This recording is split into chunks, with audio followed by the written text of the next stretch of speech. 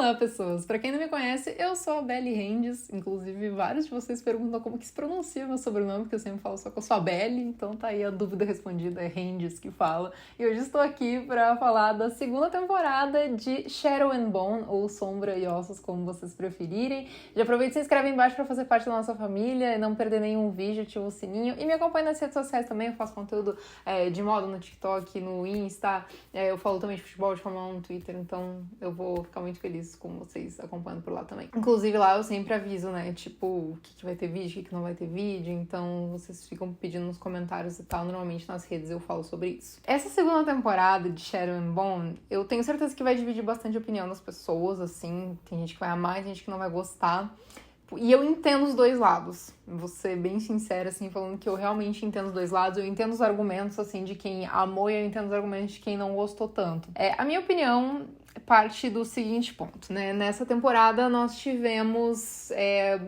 ela foi uma sequência quase que imediata, assim, do que aconteceu na primeira, e temos ali o plot da Alina com o Mal, né? Que ela tá junto com o Nikolai também, que foi introduzido nessa temporada. Eles estão buscando outros dois amplificadores pra ajudar a Alina a otimizar seus poderes e conseguir finalmente derrotar ali a dobra, né? O Fold. Também a gente descobre que o Darkling está vivo e tem o plot ali do Darkling, né? O núcleo dele, onde ele tá unindo as forças dele e agora ele tem ali umas criaturas de sombra que são meio que uns guarda-costas dele e tudo mais. E ao mesmo tempo, ele e a Alina têm ali uma certa conexão de subconsciente, então as cenas que eles dividem ali ao longo da temporada, normalmente é nesses encontros ali enquanto eles estão meio que sonhando. Tem também o plot dos nossos queridos corvos, né, que eles voltam, né, pra Ketterdam e eles têm ali algumas missões antes deles serem integrados novamente ali à linha principal da história, e além disso, a gente tem subplots dentro desse plot aí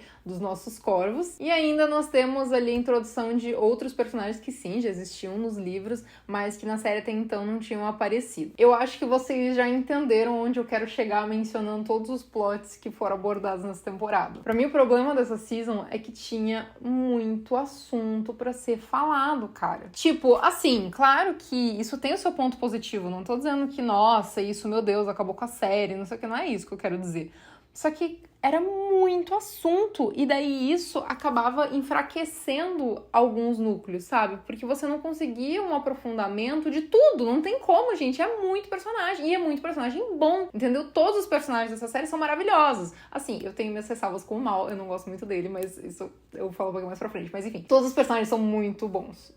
Incríveis, assim, com histórias super dignas para serem contadas, assim. É muita história para ser contada de uma vez só. E eu vou falar pra vocês que agora eu estou indignada porque saiu na EW, que é Entertainment Weekly, uma notícia, tipo, gente, acabou de sair essa notícia, de que existe um projeto de uma série spin-off de Six of Crows, só sobre os corvos, de uma spin-off de Shadow and Bone. E, cara, gente, sinceramente, olha só, claro que eu fico feliz, porque eles são perfeitos, mas eu estou indignada, porque eles socaram a história dos corvos, que nos livros se passa muito tempo depois, né? Eles socaram a história dos corvos junto com a história principal de Shadow and Bone ali, que é abordada na série, de uma forma corrida, de uma forma que não dá pra abordar tão bem todos os personagens. E agora eles querem fazer um spin-off. Sendo que agora a gente já passou 2 temporadas ali com os dois se espremendo, os 2 núcleos, eu quero dizer, né? Se espremendo ali pra ganhar a história. Por que não fizeram isso antes, gente? Pelo amor de Deus. Claro que a gente que ama os Crows tá super feliz com essa notícia, com essa possibilidade de ter esse spin-off. Só que, cara, pra que agora? Que já foram 2 temporadas, sabe? Isso poderia ter sido feito antes. É que assim, gente, o meu ponto... não é que foi horrível, ou que foi ruim, ou algo do tipo. O meu ponto é que é muita história pra ser contada em pouco tempo. A série não consegue, em 8 episódios de 1 hora cada um, contar a história de todos esses personagens, aprofundar todos esses personagens, trazer ali as suas nuances e tudo mais. Por exemplo, o Wylan, eu amo ele. Amo ele. Primeiro que assim, o Jake Wolf é perfeito. Ele é muito lindo. E assim, ele tá perfeito no papel. A gente tava esperando aquele slow burn que eles chamam nos livros, né? Assim, aquela coisa lenta ali do casal ser formado, né? Aquela coisa de eles se atraem um pelo outro, mas eles não falam e tudo mais, porque isso é uma coisa que é muito legal de ver, assim, na literatura, e não só na literatura, né? Nas obras de audiovisual também. Só que, cara, o Wylan entrou na série E ele e o Jasper já tinham tido um rolê ali, entendeu? Então, isso meio que jogou um balde de água fria, assim, sabe? Nas pessoas que estavam esperando a construção disso. Tendo em vista que a série, ela tem que ter momentos corridos de algumas relações justamente por ela não ter tempo pra aprofundar essas relações, faz sentido pra história da série. Mas, né, as pessoas ficaram tristes porque queriam ver aquela coisa, né, se desenvolvendo e tudo mais. Mesmo assim, eu acho que o Alan entrou super bem na série, né, porque nós temos um núcleo, né, os Skrulls são perfeitos, né. Inclusive, pra mim, o núcleo dos Skrulls foi muito mais interessante que o da Aline, do Darkling e do Mal, enfim. O que teoricamente não teria que acontecer, claro que acontece porque eles são incríveis, mas teoricamente não tinha que acontecer porque a história principal abordada, né, na série, nessa, que não é o spin-off, é Sharon Boone, né? Então, assim, eles chamam muito mais atenção do que o núcleo da Aline, do Darkling e tudo mais. Nós tínhamos personagens já muito carismáticos, obviamente, né? O Jasper, que rouba todas as cenas da primeira temporada, que protagoniza cenas de luta muito legais. Na segunda temporada tem muitas cenas de luta muito boas, inclusive. O Cass, né, gente? O Cass é o Cass, né? Inclusive, essa segunda temporada trouxe também bastante do passado do Cass. E isso foi muito legal, assim, a gente entender um pouco melhor a origem dele e tudo mais. Só que fica meio perdido no meio de tanta coisa acontecendo, entendeu? Por exemplo, aí a gente tem a Nina, que ela também entra ali na segunda temporada. E daí o Matias vai lá pro Hellbound, enfim. E, cara, eles esquecem ele do churrasco, entendeu? Tipo, ele simplesmente fica lá e essa não é uma trajetória que... Essa não é uma linha narrativa que é abordada de novo na série. Claro que numa terceira temporada isso pode voltar a ser abordado, né? Eles podem ir lá ajudar ele e tudo mais, só que ela teve que participar de outra situação e simplesmente esse plot foi esquecido, sabe? Então, o meu ponto é... Não é que foi ruim, não tô falando que foi ruim ou que eu não gostei. Eu gostei da temporada, mas ela traz assunto demais. Ela fica inchada, sabe? É assunto demais, é muita coisa acontecendo ao mesmo tempo e daí você não consegue ter tanta profundidade de relações. Tipo, por exemplo, o Nikolai e a Alina, a gente viu pouca troca ali entre eles, sabe? E daí numa cena final tem ele ali meio que falando assim, não sei que você esteja pensando em mim, não sei o quê. E daí quem não leu nada fica completamente perdido. Assim, eu acho que quem não teve contato nenhum com os livros fica perdido. Porque tem muita coisa que quem leu tem a base do livro, mas quem não leu se perde, assim, de tipo, cara, mas por que isso tá acontecendo, sabe? Então, por exemplo, faltou muito ali desse desenvolvimento do Nicolai com a Alina e tal, porque a série, infelizmente, ela não tem tempo pra falar de tantos personagens. São muitos personagens bons, com muitas histórias boas, com muita personalidade legal, e que, cara, não tem o que fazer. Eu acho que, assim, tudo bem colocar os Skrulls na mesma linha temporal de Sharon e Boone. Assim, acho que ok. Eles deram um jeito de fazer funcionar na primeira temporada. Só que eu enxergo que eles poderiam ter colocado os Skrulls um pouco menos na primeira temporada, pra daí anunciar um spin-off deles. Porque aí eles seriam apresentados nesse universo da primeira temporada, fariam o sucesso que eles fizeram e ganhariam a série própria pra terem aí a abordagem completa dos personagens, com profundidade e tudo mais. Essa questão de colocar eles com tanta história, com todas as plots que eles tinham no livro, tudo junto com o primeiro, porque, gente, é muito material pra adaptar numa série só, sabe? São os 2 últimos livros da trilogia original, e daí é mais aprofundando ali os livros da duologia do Six of Crows, então é muita história. Eu já falei, acho que 4 vezes aqui no vídeo que é muita história, mas, cara, infelizmente pra mim esse é o maior problema, né, dessa segunda temporada, que acaba que não aprofunda as situações porque sempre tem que abordar uma outra coisa. Bom, falando sobre Alina, Darkling e Mal e etc, eu já tinha falado no meu vídeo da primeira temporada que eu não gostava muito do Mal. Eu continuo não gostando muito do Mal. E assim, eu vejo que o ator, ele faz um trabalho legal, assim, sabe? Tipo, ele tenta trazer um Mal legal, só que o Mal, assim, não me desce muito, não é pra mim. E é muito doido, porque o Ben Barnes, ele traz um personagem tão... que com tantas camadas, a gente enxerga o Darkling, a gente sabe que ele é o vilão e que ele tem aquela coisa triste e ruim dentro dele, ele faz atrocidades, mas o Ben Barnes, digo, isso é um trabalho do ator mesmo, tá? Ele traz uma humanidade pro personagem, sabe? E daí, com a ajuda do roteiro, em alguns momentos a gente fica tipo, cara, mas ele tá fazendo isso... Porque olha ali o que ele passou, olha ali o que fizeram com ele. E aí, nas cenas finais do personagem, né, eles colocam ainda ele falando, não, eu tive um momento, eu achei que eu tive um momento de luz. E daí, o flashback na cabeça dele é ele beijando a Lina, sabe? Então, tipo, a série nos traz um Darkling fragilizado, assim, não tirando as coisas ruins que ele faz, não tô dizendo que ele não fez coisas ruins, mas também nos traz essa questão ali de que nem todo personagem mal é inteiramente mal, né? Ele tem o seu lado bom, né? Aquela coisa yin yang, aquela coisa maquiavélica. Então, assim, ele tem essa questão de ele dentro dele existe algo positivo, sabe? E o que a série dá a entender que o que trouxe esse lado positivo dele à tona foi a Alina mesmo, né? Então, nós ficamos com um certo nível ali de empatia por ele. E em alguns momentos a gente quase torce por ele. Eu, no vídeo da primeira temporada, torci o tempo inteiro pelo Darkling. E eu não escondo, gente, que eu sou Darklina shipper, entendeu? Eu sou mesmo e é isso aí, entendeu? Acontece. Então, assim, eu fiquei muito triste porque, gente, eu amo o Ben Barnes, né? Eu acho que ele tá sensacional no papel. Eu gostaria muito que eles tivessem dado um rumo diferente pro Darkling na série. Eu acho que teria sido super interessante. Porque, assim, a Alina derrota ali, né, a Dobra. E aí o Darkling fala, cara, você vai ver que não tá resolvido o seu problema, né? Que não era esse o problema. Só que ali também, nessas cenas finais, por exemplo, uma daquelas criaturas de sombra ali que estão com o Darkling tenta atacar a Alina. E o Darkling não quer deixar, ele fala, não faz isso com ela. E ele, nesse momento, a Alina percebe que ele não controla isso. Então, assim, o Darkling tem a sua questão humana dentro dele, né? E pra mim, isso eles deixaram muito de lado nessa temporada. Eles poderiam ter abordado mais. Isso talvez poderia ter servido como um gancho de alguma redenção dele ou alguma coisa assim. Então, eu via um final, um plot diferente pro Darkling, assim, sabe? Não quer dizer que não ressuscitaria o mal, tudo bem, fazem o que quiser com esse chato. Mas, assim, eu consegui enxergar um caminho diferente pro Darkling ali. Triste, assim, darem esse final ali pra ele na série. Porque, assim, a série, ela foge muito do livro, né? Ela tem situações muito diferentes com relação ao livro. Então, nada impede eles de darem finais diferentes pra alguns personagens, sabe?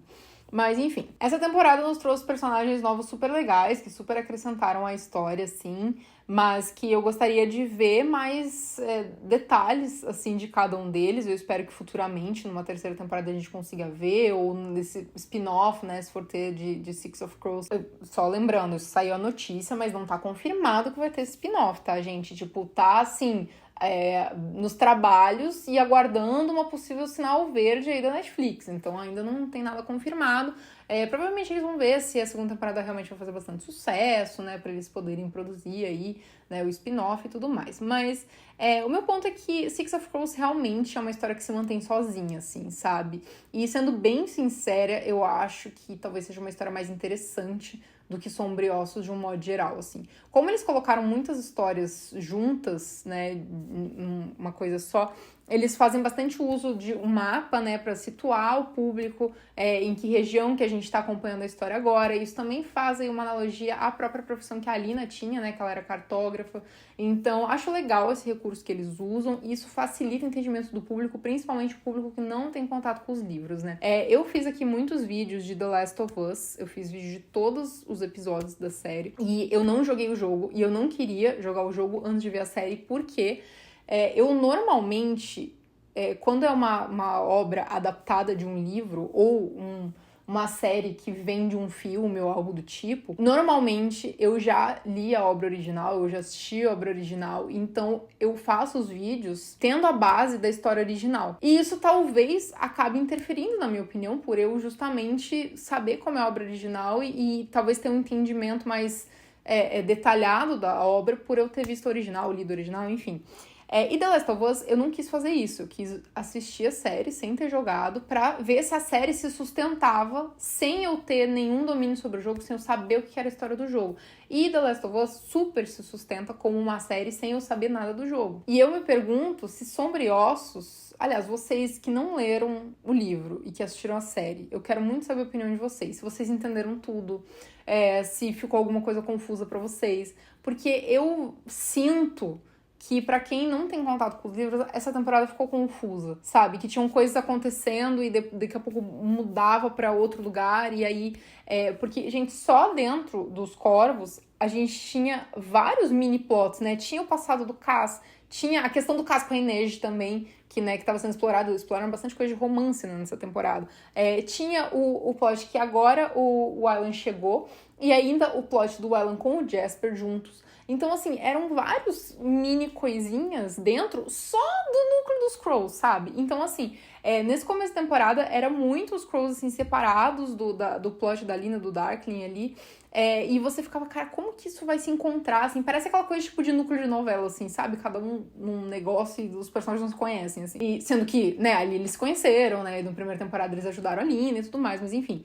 Então, assim, e aos poucos a história vai andando pra eles se cruzarem novamente. E eu acho isso muito interessante, eu acho que funciona pra história de um modo geral.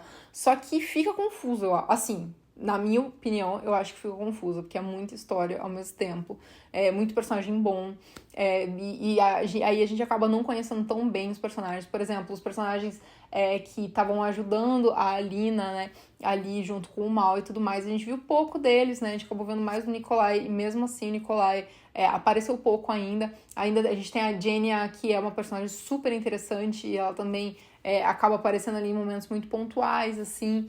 Então, enfim, a história, de um modo geral, me encanta. Eu acho esse universo incrível, eu acho os atores perfeitos, todos eles são muito bem escalados pro papel. Como eu falei, até o Archie Renault, que faz um personagem que eu não gosto, que é o Mal, faz super bem o Mal. E é uma história que eu, sinceramente, tiro o meu chapéu, assim, pros roteiristas, porque eles conseguiram enfiar, tipo, 4 livros numa série só, mas ficou inchado, né? O roteiro ficou inchado. E eu adoro o universo Sombriossos. De forma alguma eu achei essa temporada ruim. Eu não achei ruim, achei legal. Mas eu acho que aconteceu muita coisa ao mesmo tempo. Então, assim, fica confuso pra quem não tem familiaridade com a história original e tudo mais. E como eu já falei também, eu preferia que o Darkling tivesse ali um outro plot. Eu gosto muito do personagem, eu gosto muito de anti-heróis, vocês sabem disso. Eu sou uma grande fã do Loki, inclusive, muito animada pra segunda temporada. Mas, inclusive, vocês assistiram Homem-Formiga? Porque tem uma cena pós-créditos de Loki lá. Eu fui achar Homem-Formiga só por causa da cena pós-créditos de Loki. Mas, assim, eu amo anti-heróis, amo mesmo, assim. Eu acho que são personagens muitíssimo interessantes. Quando eu atuava, eu achava os mais divertidos de se interpretar, assim, eram os anti-heróis, assim. Tanto é que eu falei super aqui de Yu, né, do Joe e tal, ele é um anti-herói também.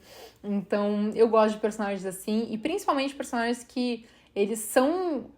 Pode até ser vilões mesmo, mas que eles têm o seu traço de humanidade em algum momento, por algum motivo, né? O Darkling tem seus traços de humanidade. Fizeram um pequeno fanservice ali pros Darklinas, mas foi muito pequeno em comparação do que a gente merecia. Mas, enfim, essa segunda temporada de Sombriossos, ela veio pra consolidar a série como uma grande produção de fantasia, assim, da Netflix. A produção é muito legal, os efeitos especiais são muito bons, os atores estão muito bem, a história é super interessante, mas a série sofre com uma questão que séries de fantasia sofrem de um modo geral, tá? Não tô dizendo que isso é exclusividade de Sombriossos. Game of Thrones, por exemplo, passava por isso, assim, de ter muitos plots, né, tipo, porque a gente acompanhava todas as casas, né, tinha os Lannister, tinha os Targaryen, aí tinha os Tyrell, enfim, tinham todas as casas e a gente ia acompanhando essas histórias, assim, e às vezes a gente até se perdia um pouco, porque era muita história acontecendo ao mesmo tempo. E isso acontece, né, gente, numa história de fantasia, eu vou citar aqui Harry Potter, né, apesar dos pesares da criadora, Harry Potter talvez, por exemplo, seja uma história menos complexa porque se passa em grande parte, 90% dentro de Hogwarts, né? Mas histórias de fantasia mais complexas, assim como Game of Thrones mesmo, que se passa num mundo, né, num universo, a gente tem que ter realmente várias histórias, porque tem que focar em cada grupo, né, de pessoas, de criaturas, enfim, né? A gente vê isso em várias produções de fantasia, não só Game of Thrones também. Eu acho que eu mencionei aqui no vídeo, né, que eu gostei muito da forma como o Darkling e a Lina, eles se conectaram nessa temporada pelo subconsciente ali. Eu acho que foi um recurso interessante ali que eles encontraram para eles ter essa conexão, assim, e a Jessie e o Ben, eles têm uma química muito legal, né, então ficaram legais essas cenas, assim, foram interessantes, e sempre a gente ficava nessa dúvida, né, do que poderia acontecer, até qual que era o limite, né, dessa conexão entre os dois, porque ela podia sentir ele tocando nela e tudo mais. Mas, enfim. Bom, gente, acho que é isso que eu tinha pra falar dessa temporada aí. A gente teve uma cena final ali que nos assustou, né? Que apareceu ali mais uma Grisha com poderes ali que deixaram eles todos assustados. A Alina conseguiu ali tomar um controle de um poder meio que de uma sombra, então isso deixa, né, todo mundo assim meio instigado com até que ponto os poderes da Alina vão chegar agora. E o Darkin deixou bem claro, né, que o ruim do mundo ali, do universo, não ia acabar ali na dobra e que não ia adiantar nada a Alina só derrotar a dobra, né, que ia acontecer mais coisas, né, iam acontecer coisas piores. Então vamos ver aí o que a futura terceira temporada, que ainda não foi confirmada, né, mas a futura terceira temporada de Sombreados pode trazer pra nós, e vamos ficar ligados pra ver se vai rolar aí esse spin-off dos nossos queridos corvos. E é isso aí, um beijo pra vocês e até a próxima.